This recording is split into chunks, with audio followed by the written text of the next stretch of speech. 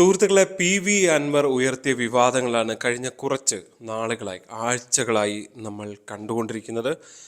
നമുക്കറിയാം, അതിൻ്റെ രാഷ്ട്രീയ വിഗതി എന്താ പറയുക, മുന്നോട്ട് പോക്കൊക്കെ ഓരോ ഘട്ടത്തിലും നമ്മൾ കൃത്യമായി ഇവിടെ വിശകലനം ചെയ്തിരുന്നതാണ്. ഏറ്റവും ഒടുവിൽ അൻവറിനെ മുഖ്യമന്ത്രി പിണറായി വിജയൻ കൂടി ഏതാണ്ട് കൃത്യമായി തള്ളി പറഞ്ഞതോടെ അൻവറിൻ്റെ ഭാവി എന്ത് എന്ന ചോദ്യമാണ് നേരത്തെ മുതൽ തന്നെ ഉയർന്നു വന്നിരുന്നത്. ഇപ്പോൾ പിണറായി തള്ളി പറഞ്ഞതോടുകൂടി ആ ചോദ്യത്തിന് കുറച്ചുകൂടി പ്രസക്തി ഏറുകയാണ്. അൻവർ പുറത്തേക്കോ എന്നുള്ള തരത്തിലുള്ള വീഡിയോ നമ്മൾ നേരത്തെ തന്നെ ചെയ്തിരുന്നതാണ്. നിങ്ങൾക്ക് ഈ ചാനലിൽ ഒന്ന് പോയി തിരഞ്ഞാൽ നേരത്തെയുള്ള വീഡിയോ അവിടെ കാണാൻ സാധിക്കും. എന്തായാലും ഒരു കാര്യം നമുക്ക് വളരെ കൃത്യമായി ഉറപ്പിച്ച് പറയാൻ കഴിയുന്നത്, വിലയിരുത്തലാണിത്. ഇങ്ങനെ തന്നെ സംഭവിക്കുക എന്നുള്ളത് രാഷ്ട്രീയമാണ്, എന്തു മാറ്റങ്ങളും സംഭവിച്ചേക്കാം. അതുകൊണ്ട് തന്നെ അൻവർ പുറത്തേക്കോ എന്ന ചോദ്യത്തിന് പുറത്തേക്ക് എന്ന് തന്നെ കരുതേണ്ടി വരും അൻവറിൻ്റെ ഈ രാഷ്ട്രീയ നീക്കങ്ങൾ. എന്തുകൊണ്ടാണ് അങ്ങനെ ഒരു വിധിയിലേക്ക് എത്തുന്നത് എന്ന് ചോദിച്ചാൽ, അൻവർ കളിക്കുന്നത് പിണറായി വിജയനോടാണ്. CPIMൻ്റെ സംസ്ഥാന സെക്രട്ടറിയായി കഴിഞ്ഞ കുറേ പതിറ്റാണ്ടുകൾ സംസ്ഥാനത്ത് CPIMനെ മുന്നോട്ട് നയിച്ച പിണറായി വിജയൻ, തുടർന്ന് 2 തവണ മുഖ്യമന്ത്രിയായ പിണറായി വിജയൻ, സമീപകാല ചരിത്രത്തിൽ ആദ്യമായി തുടർ ഭരണം കിട്ടിയ LDF സർക്കാർ, CPM സർക്കാർ, അങ്ങനെയുള്ള പിണറായി വിജയനോട് എതിർത്ത് ഫലത്തിൽ ഈ പാർട്ടിക്കൊപ്പം നിൽക്കാൻ അൻവറിന് സാധിക്കുമോ എന്ന ഗൗരവമേറിയ ചോദ്യമാണ് ഉയർന്നു വരുന്നത്. സാധിക്കില്ല എന്ന് തന്നെ നിസ്സംശയം പറയാൻ സാധിക്കും. അൻവർ ഫലത്തിൽ പ്രതിസന്ധിയിലാക്കുന്നത് ഇപ്പോൾ ശശി അല്ലെങ്കിൽ ADGP MR അജിത് കുമാർ എന്നൊക്കെയുള്ള പേര് പറയുന്നുവെങ്കിൽ പോലും ആഭ്യന്തര വകുപ്പിൻ്റെ സമ്പൂർണ്ണ പരാജയമാണ് അൻവർ ചൂണ്ടിക്കാണിക്കുന്നത്. നോക്കൂ, സംസ്ഥാനത്ത് മറ്റു പല വകുപ്പുകളിലും പ്രവർത്തനം അത്ര ഗുണകരമൊന്നുമല്ല. പക്ഷെ അൻവർ പിടിച്ചിരിക്കുന്നത്, അൻവറിൻ്റെ ഫോക്കസ് സംസ്ഥാന പോലീസാണ് എന്നുള്ളതാണ്, അതായത് ആഭ്യന്തര വകുപ്പാണ് എന്നുള്ളതാണ്. അതിനർത്ഥം ശശിയെ മുഖ്യമന്ത്രി പിന്തുണയ്ക്കുന്നതോടുകൂടി ഫലത്തിൽ ഇതിൻ്റെ എല്ലാം ഉത്തരവാദിത്വം കൂടി ഏറ്റെടുക്കുകയാണ് മുഖ്യമന്ത്രി പിണറായി വിജയൻ. അങ്ങനെ വരുമ്പോൾ, ശശിക്ക് ക്ലീൻ ചിറ്റ് കൊടുക്കുമ്പോൾ, പിണറായി വിജയനിലേക്ക് എല്ലാം എത്തുമ്പോൾ, ഫലത്തിൽ പിന്നീട് അതിനുശേഷം നടത്തിയ വാർത്താ സമ്മേളനത്തിലും അൻവറിൻ്റെ ഭാഷയിൽ അദ്ദേഹത്തിൻ്റെ വിമർശനങ്ങൾ ഇപ്പോൾ പിണറായി വിജയനെ തെറ്റിദ്ധരിപ്പിച്ചതായിരിക്കാം എന്നൊക്കെ പറയുമ്പോൾ, അങ്ങനെ തെറ്റിദ്ധരിപ്പിക്കപ്പെടുന്ന ഒരാളല്ല പിണറായി വിജയൻ എന്നും അൻവറിന് ഒരു പക്ഷേ ധാരണയുണ്ടായേക്കാം. എന്നിട്ടും അൻവർ പറയുമ്പോൾ ലക്ഷ്യം പിണറായി വിജയനാണ് എന്ന് തന്നെ നമുക്ക് മനസ്സിലാക്കേണ്ടി വരും. ഇപ്പോൾ പിണറായി വിജയനിലേക്ക് കാര്യങ്ങളെത്തി ഫോക്കസ് എത്തുന്നു എന്ന് പറയുമ്പോൾ അത് മനസ്സിലാക്കിക്കൊണ്ടൊരു തിരിച്ചടി നൽകാനാണ് പിണറായി വിജയനും തയ്യാറായത് വാർത്താ സമ്മേളനത്തിൽ. അല്ലെങ്കിൽ അന്വേഷണം നടക്കുകയാണല്ലോ, ഇപ്പോൾ 1 മാസത്തെ സമയമൊക്കെയാണ് CPIM സംസ്ഥാന സെക്രട്ടറി MV ഗോവിന്ദനൊക്കെ നേരത്തെ പറഞ്ഞുകൊണ്ടിരുന്നത്. പക്ഷേ അതിനൊക്കെ അപ്പുറത്തേക്ക് പിണറായി വിജയൻ തീർത്തടിച്ച് ശശിക്ക് ക്ലീൻ ചിറ്റ് നൽകുന്നു. ഒരു ഉദ്യോഗസ്ഥരെതിരെയും തോന്നിയ പോലെ ആരെങ്കിലും വന്ന് പരാതി പറഞ്ഞാൽ നടപടിയെടുക്കില്ല, സ്വർണ്ണക്കടത്തുകാർക്കെതിരെ അന്വേഷണമൊന്നും ഉണ്ടാവില്ല എന്നൊക്കെ പറയുമ്പോൾ അത് അൻവറിനിട്ട് കൊള്ളിച്ചുള്ള നടപടിയാണ്, വർത്തമാനമാണ് എന്ന കാര്യത്തിൽ ആർക്കാണ് സംശയം?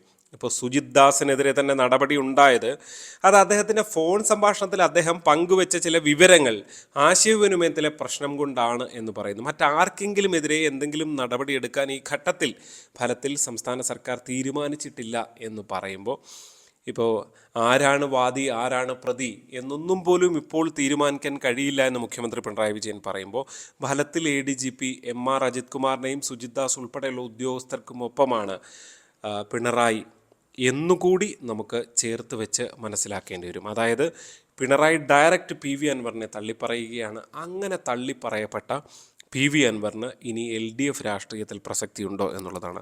CPMൻ്റെ ഒരു സ്വഭാവം അനുസരിച്ച് പാർട്ടിയെ ഫലത്തിൽ പ്രതിസന്ധിയിലാക്കുകയും തള്ളിപ്പറയുകയൊക്കെ ചെയ്തു കഴിഞ്ഞാൽ അവൻ്റെ അവസ്ഥ എന്ത് എന്നുള്ളത് കേരളം കണ്ടിട്ടുള്ളതാണ്. പ്രത്യേകിച്ച് അതൊന്നും ഒരു വിശകലനം നടത്തേണ്ട കാര്യമൊന്നുമില്ല. എത്ര സംഭവങ്ങളാണ് വർഗശത്രുക്കളായി കാണുന്നവരെ CPIM എന്താണ് ചെയ്യാറുള്ളത്, എങ്ങനെയാണ് അവരുടെ ഭാവി, അവരുടെ പൊളിറ്റിക്കൽ ഭാവിയാണെങ്കിലും അവരുടെ ജീവിതമാണെങ്കിലും എന്നൊക്കെയുള്ളത് കേരളത്തിലെ ജനങ്ങളോട് പറഞ്ഞു കൊടുക്കേണ്ട ഒരു കാര്യവുമില്ല എന്നതാണ്. എന്തായാലും പക്ഷേ ആ നിലയിലൊരു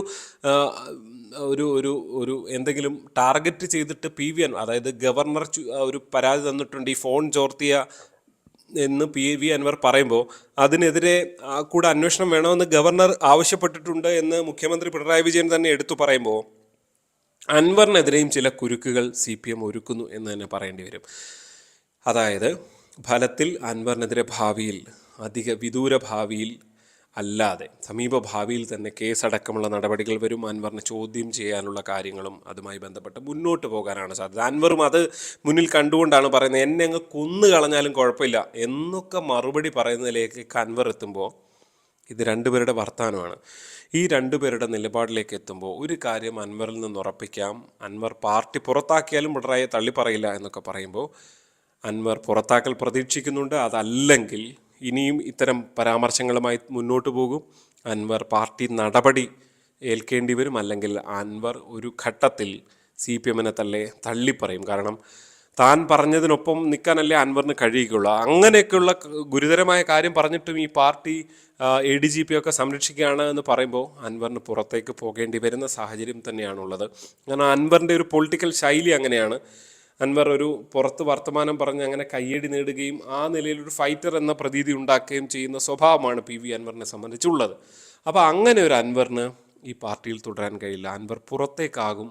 അൻവറിൻ്റെ ഭാവി അത് CPM രാഷ്ട്രീയത്തിനും LDF രാഷ്ട്രീയത്തിനും പുറത്താണ് എന്ന നിഗമനത്തിലേക്ക് എത്തുകയാണ്. അത് മുസ്ലിം ലീഗ് ചൂണ്ടിക്കാണിക്കുന്നത്, PK കുഞ്ഞാലിക്കുട്ടി ചൂണ്ടിക്കാണിച്ചത് അത് തങ്ങളിലേക്ക് എന്നൊന്നും പറയാൻ കഴിയില്ല. കാരണം അത്തരം ചർച്ചകളോ ഒരു കാര്യങ്ങളും ഉണ്ടായിട്ടില്ല എന്ന് പറയുന്നു. പക്ഷെ അത്രത്തോളം വിശദീകരിക്കാൻ കഴിയില്ല.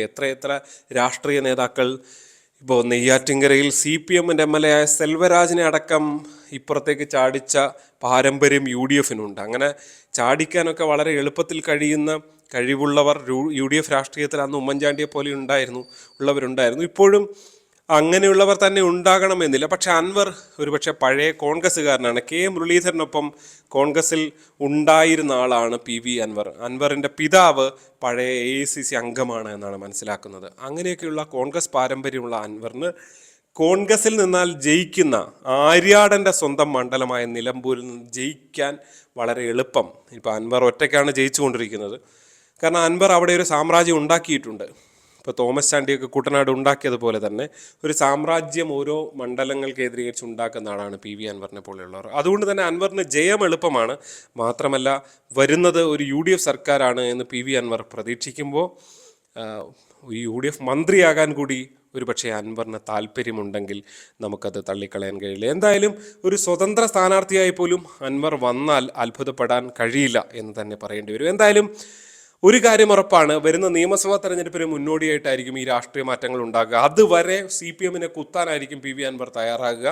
അല്ലെങ്കിൽ CPM പുറത്താക്കേണ്ടി വരും. എന്താണ് നിങ്ങൾക്ക് ഈ വിഷയത്തിൽ തോന്നുന്നത്? അത് കമൻറ്റായി രേഖപ്പെടുത്തുക. ചാനൽ ഇഷ്ടപ്പെട്ടാൽ ലൈക്ക് ചെയ്യണം, സബ്സ്ക്രൈബ് ചെയ്യണം, വീഡിയോ മറ്റു സുഹൃത്തുക്കൾക്ക് അയച്ചു കൊടുക്കുകയും ചെയ്യണം. അപ്പോൾ മറ്റൊരു വിഷയമായി വീണ്ടും ഉടൻ കാണാം. നന്ദി.